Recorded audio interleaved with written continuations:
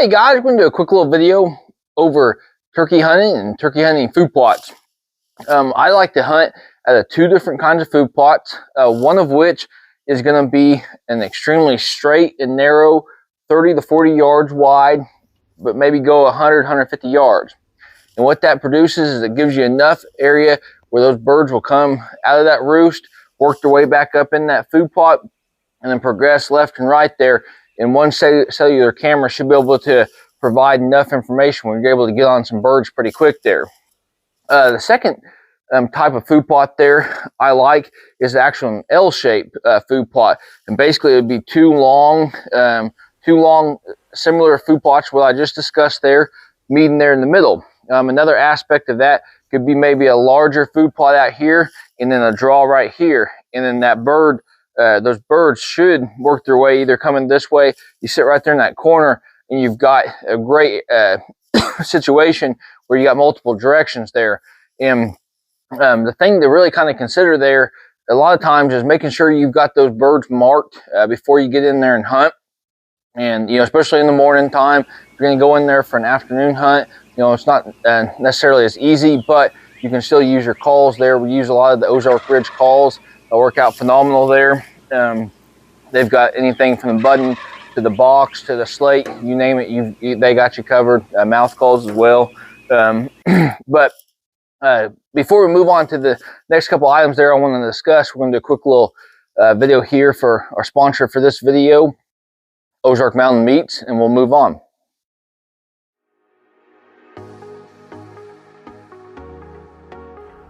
Ozark Mountain Meats, your local Southwest Missouri dealer of beef, goat, and lamb meats. Check us out at ozarkmountainmeats.com. All right, guys, moving on to the next item there. We're going to talk about what kind of food plots that we plant. We run a lot of the Nixa Hardware and Seed Company food plots there. Anything from their rye to the chicory. Clover is another great product you guys can get going there. And then winter wheat. All of those are really great, good starter food plots for turkeys there, along with where you can get into your deer, and other wildlife that can benefit from those. And the very last item there I want to talk about is what you can hunt turkeys with. We like to get after those turkeys with our archery gear. We use a guillotine blade there. It's a lethal hit. As long as you hit them there in the head, I mean, it will dispatch that head. But, a lot of guys will use the regular shotguns there, 410s, all at 20 to 12 gauge, even 10 gauge on occasion. And then crossbows are also another avenue to go, So shot placement on a bird, especially with archery gear, if you're not going to aim for their head, make sure you definitely practice in regards to getting out there before. Make sure you know your ranges there, 20, 30, 40 yards. And, you're looking at a target, say like that. So make sure you're ethically taking that shot. Shotguns, those things are crazy now at the distance that they can get out there.